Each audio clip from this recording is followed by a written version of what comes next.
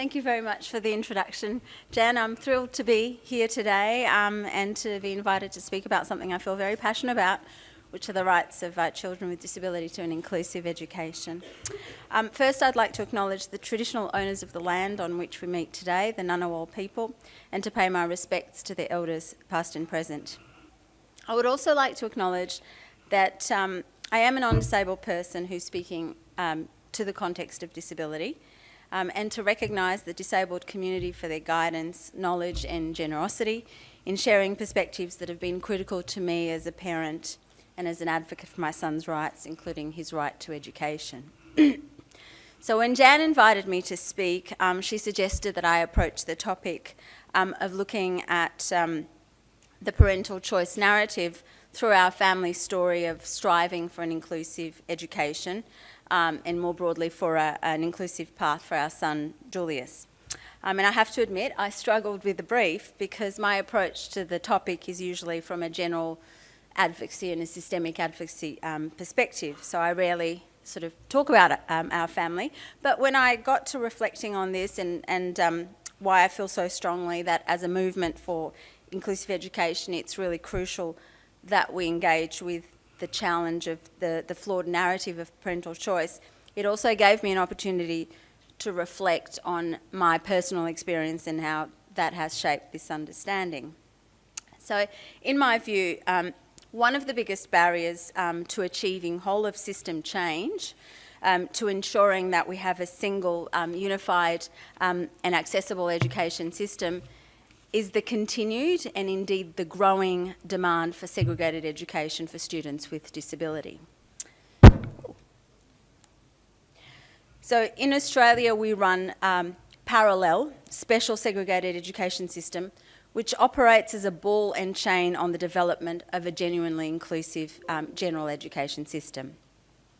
The fundamental premise of this dual system of general and special education is that inclusion is not for everybody.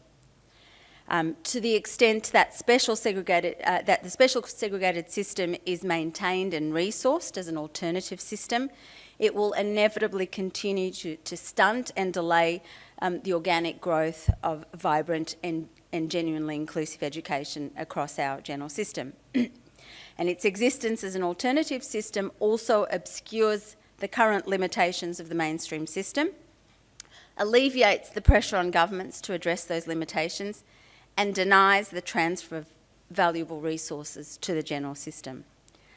And this dual system rarely produces true inclusion by its very nature, even in the small examples that we talk about. It's rare.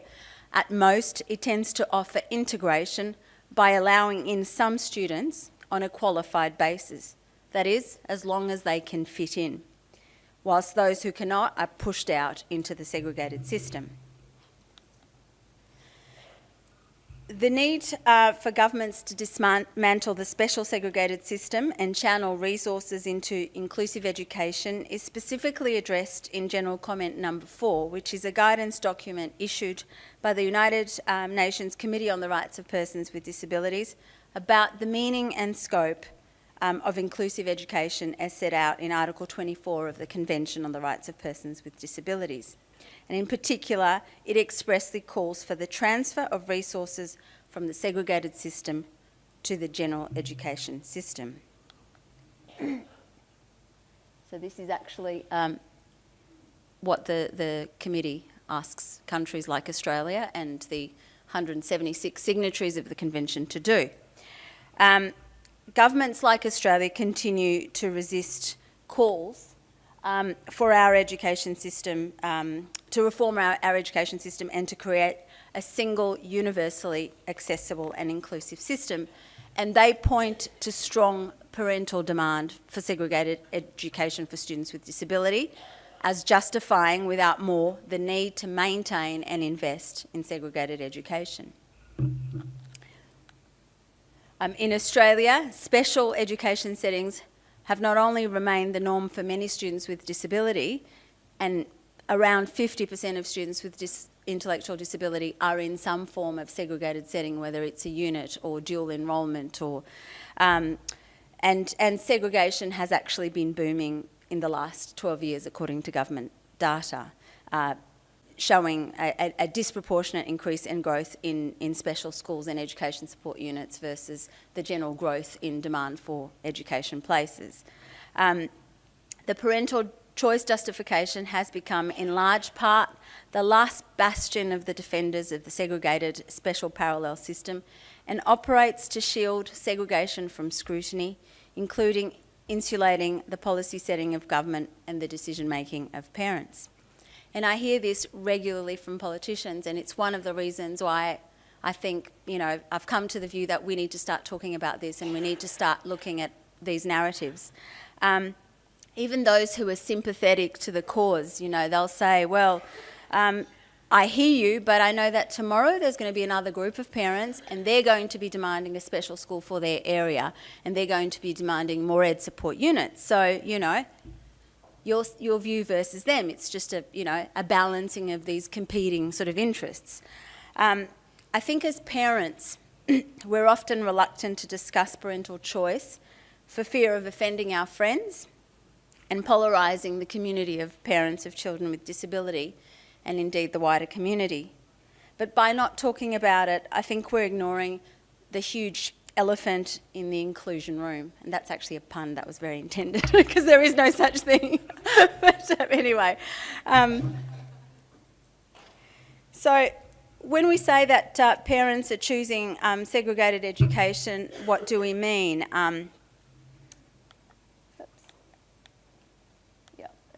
In a nutshell, we're talking about choices that involve selecting alternatives. And if you think of life as a path, we walk along it and sometimes we come to a fork in the path where we have to decide which way to go. Sometimes the choices are obvious, but often the most important choices aren't straightforward, so engage with decision-making processes more deliberately, weigh up options, consider pros and cons, and in theory at least, we select the most advantageous option. In practice, however, our decisions can be significantly affected by many other things: incomplete information or no information, fears, habits, and the lens of our culture. And we also tend to be influenced by what others are doing in similar circumstances and to be swayed by their arguments. As parents of children with disability, when we come to making choices about our children, it's important that we to acknowledge that most of us don't have direct experience of disability, and yet we find ourselves making life-influencing decisions for our children, which are affected by the limits of our understanding of disability. In this sense, disability is different to many other human variables such as wealth, skin colour, culture, religion, language, etc., that tend to be passed from generation to generation. So now this brings me to our story, which may be similar for many of you too, or you may have a similar sort of experience in this regard. When our son Julius was born and we were told that he had Down syndrome, our immediate assumptions, and I mean immediate, was that he needed to be on a different path to his older sister Laura. Already we perceived that Julius was special, and so we expected that his life would be spent in special places and subject to special rules. And like most of you here, we also grew up through a time when people with disability were kept away from others and from mainstream society and lived lives defined by institutional segregation of one form or another. Those beliefs were so deeply entrenched for us that at that point in time it didn't occur to us to actually question their basis or their validity. So as I cradled my days-old child, still in the maternity ward, I might add, I turned to one of the nurses and I said, "Oh, do you know which are the best special schools around?" So, we were set. I'd already started to engage in this sort of, deviation into an alternative path. Now, this was 8 years ago, and I find it almost impossible to reconcile the way that I thought back then to the way that I see things now, I guess. And there were many things that happened along the way to guide our family on the path that we're on. But we were particularly fortunate to have come across other people who challenged our special perspective and helped us to replace it with an alternative vision for Julius and for our family. So I recall being home with my baby a few months later and receiving a visit from a friend of a friend who, as it turns out, was an educator and a child development expert who had worked with students with disability for decades and knew from hands-on experience what research has also been telling us for over 40 years, that students with disability are better off learning alongside their same-age peers than in segregated schools or special units. So I'll always remember the man sitting at my kitchen table responded to the question that I just asked him, which was, do you think that Julius can go to the same school as his sister, or, does he need to go to a special school? And he looked at me, with a sort of almost a resigned look. I've heard that question about 1,000 times before or more. And he said, of course, Julius can go to the same local school, but if you choose for him to go to a special school, I can't work with you. And the first part of it, it's what I kind of hoped to hear, because I was already sort of starting to, I guess, had a few people questioning that assumption, those assumptions. But the second part, I was quite shocked. Oh, okay, so you won't have anything to do with us, or you won't work with us. And it seemed very radical, but now I can understand his objection, having looked at, the information and human rights and research, and I share it. To quote the writer Arundhati Roy, it's a quote that I love because I think for me, it encapsulates so much of our experience. Is the trouble is that once you see it, you can't unsee it. And once you've seen it, keeping quiet, saying nothing, becomes as political an act as speaking out. There's no innocence, other way you're accountable. This is why I think we fight so hard for this, because we've seen it, and you can't unsee it, you can't turn your back on it. When each of us as parents comes to that fork in the path of our lives and the lives of our children, when we have to make a decision about where to send our kids to school and what kind of education we want for them, so much depends on what we're able to see of the road ahead, what we know, the information that we have access to, the values, perspectives and attitudes of the people and the world around us. Now, too often governments, private special education providers, school administrators, the teaching profession, medical and allied health professionals, etc., continue to work to maintain this logical connection between special needs kids, inverted commas, and segregated special education settings, and all of this in a vacuum from and against the objective research evidence that has consistently shown for more than 40 years that students with disability are better off in inclusive settings. The failure of governments and professionals to better guide parents in their decision making is unconscionable, even negligent, especially when they are then using this narrative of parental choice to resist making the general education system into a system that welcomes and includes all.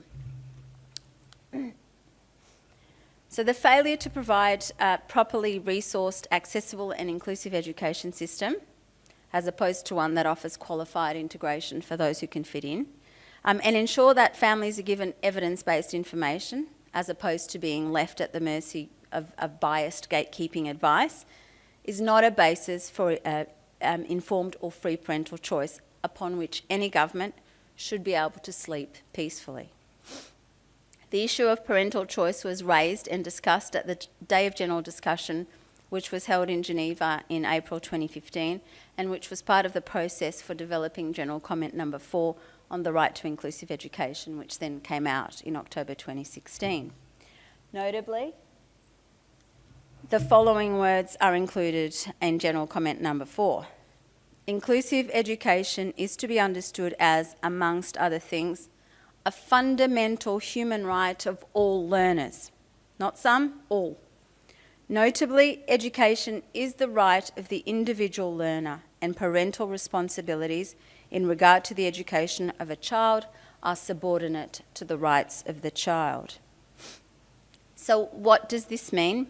Is it challenging the role of parents in choosing educational segregation of their child on the basis of disability?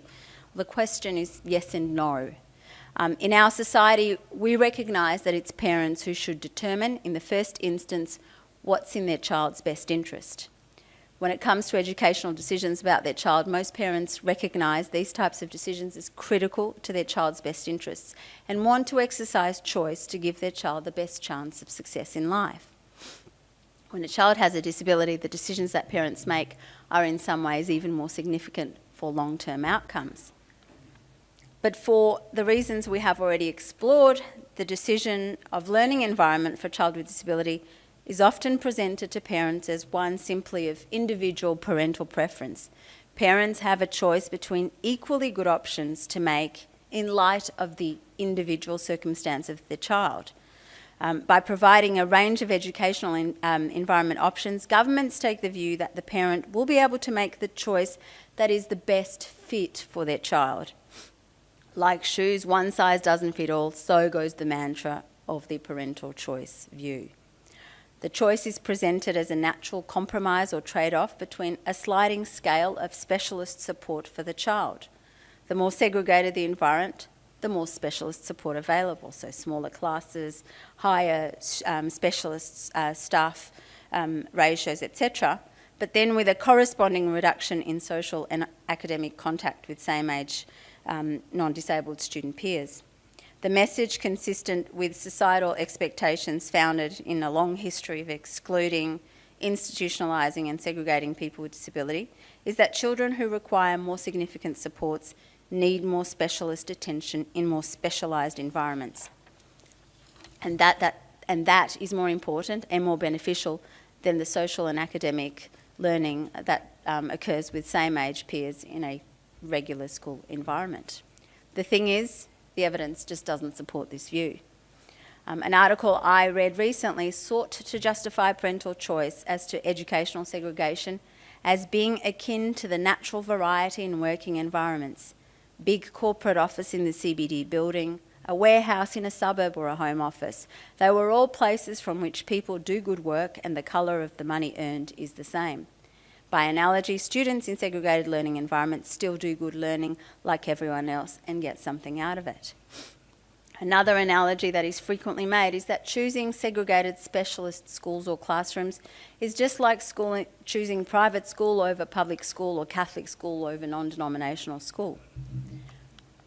But with over 40 years of research evidence overwhelmingly in favour of educating disabled students in the same classrooms as their non-disabled peers and demonstrating unequivocally the superior long-term academic, social and economic outcomes, we know that the decision to segregate is a decision that goes to the quality of education, and therefore it goes to a quality of educational opportunity and provision, and therefore to discrimination against children with disability as a group. These are not things that are sacrificed in choosing between the usual philosophies and preferences in education options, public versus private, etc. These are things sacrificed in choosing segregation, a mode of delivering education to students with disability which is against the objective research evidence. We know that inclusive education is the optimal and most direct pathway to living, working and fully participating in the community, whilst expanding acceptance of diversity at each stage, starting with classrooms into workplaces and society itself.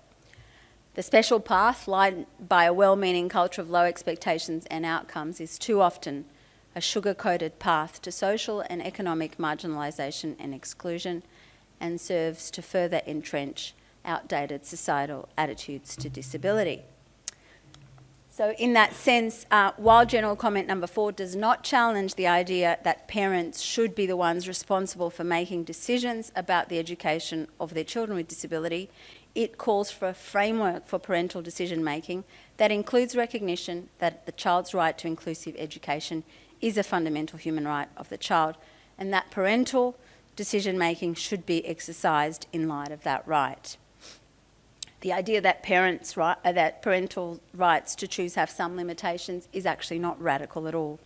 As parents, we're not permitted to give cigarettes to our children or to allow them to drive before the appropriate age, because those things have been identified as harmful to children, and governments have agreed that their role includes protecting children from that harm. Similarly, in Australia, government law and policy both enable and restrict educational options in a range of ways. For example, parents don't get to choose not to educate girls, or to choose that girls shouldn't be taught academic subjects, even though those beliefs were not uncommon not that long ago, and parents did exercise educational choices between girls and boys in that way. Nowadays, we see that for what it is, educational discrimination. Similarly, children with some disabilities used to be denied access to education altogether. And as a society, we no longer believe that's acceptable. As such, the issue of parental choice in the context of considering segregated schooling options should be seen for what it is. Not a free choice, but a decision to concede to segregation the right of the child to an inclusive education. Unfortunately, in this context, parents do exercise this choice for a range of reasons, and in many cases they are simply responding to pragmatic limitations and deficiencies in the general education system. The fact is, many children with disability and their families have very poor experiences in regular settings for a range of reasons, from gatekeeping by schools that don't welcome and support their child, to poor practices, safety concerns, inadequate responses to bullying and social vulnerabilities, to school cultures that are not inclusive of students with disability and their families. Although ironically, these failures are sometimes attributed to inclusive education. In reality, they're due to a lack of inclusiveness and not because of it. While every parent would like to make choices in their child's best interest, when it comes to education of children with disability, the range of options that some families are provided with are so poor that parents are effectively forced to make a least worst choice. Not a best interest choice, a least worst choice. Between a low outcome segregated setting that welcomes them and their child, or a regular setting that fails to welcome and accommodate their child.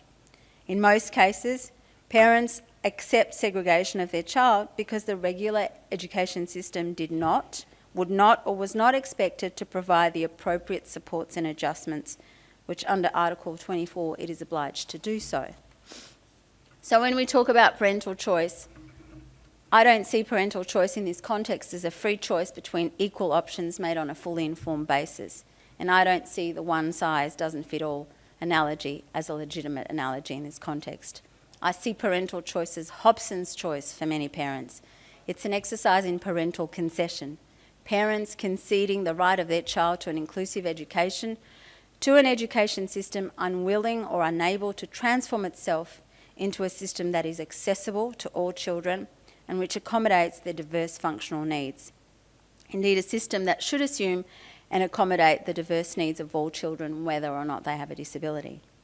Segregation is the price that many parents are transacting, and that their children with disability are paying for an education system that excluded children with disability since its very beginning, and that continues to resist their inclusion today. The systemic leakage of students to segregated settings as a result of these factors, politically dressed up and driven by parental choice, serves to preserve the status quo, namely this parallel segregated system alongside a general education system that provides only limited and conditional access to students with disability. The flow of students to segregated settings is not evidence of parental support for segregation of their children. It is the symptom of how far the regular education system has to go in order for it to be a genuinely inclusive system. And I feel that it's critical that whether we're saying, we're talking about the issue of parental choice in education or segregation and more generally, that we can't take a superficial or unengaged stance to the issue. We must insert into the broader narrative of parental choice to segregate recognition of the relevant human rights framework, the right of the child to an inclusive education, and the long-standing evidence-based research and information. Now, I'd like to leave you with a short video animation. It's called Leah Goes to School, which actually touches on some of the issues that I've canvassed today. And I'm very proud to have been part of the creative team for this video, which is from the Include Us from the Start campaign that was created by CORDOWN, the Italian Down Syndrome Association, and Publicis New York Agency with the support of Down Syndrome International, Down Syndrome Australia, Down Syndrome Association, Movimento Down, and All Means All, that's us, some of you out here, with the patronage of the UN Special Rapporteur on the Rights of Persons with Disabilities. The message of the campaign is supported by the website www.includeusfromthestart.com, which also provides information and links to resources about the right to inclusive education. So I hope you enjoy it, and please share it. This is a message that needs to go far and wide. Am I going the right way?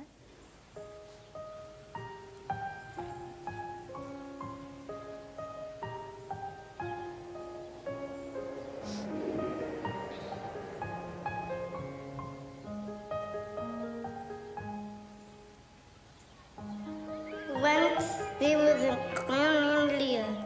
It was her first day of school. She was about to go with all the other kids. But a signpost stopped her.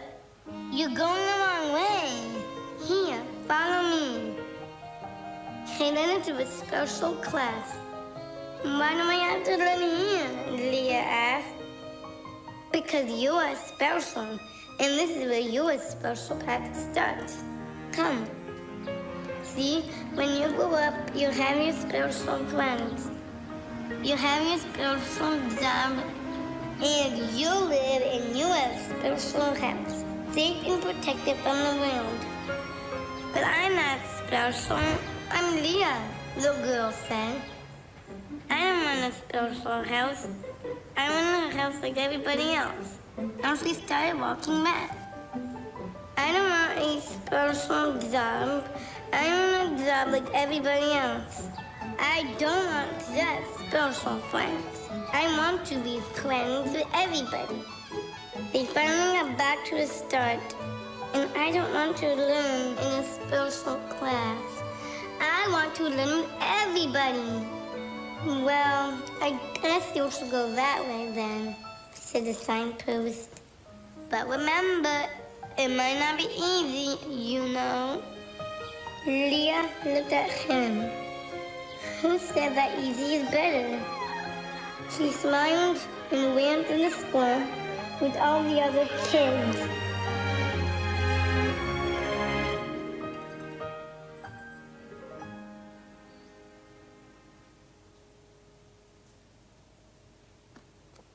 Let our story begin the right way.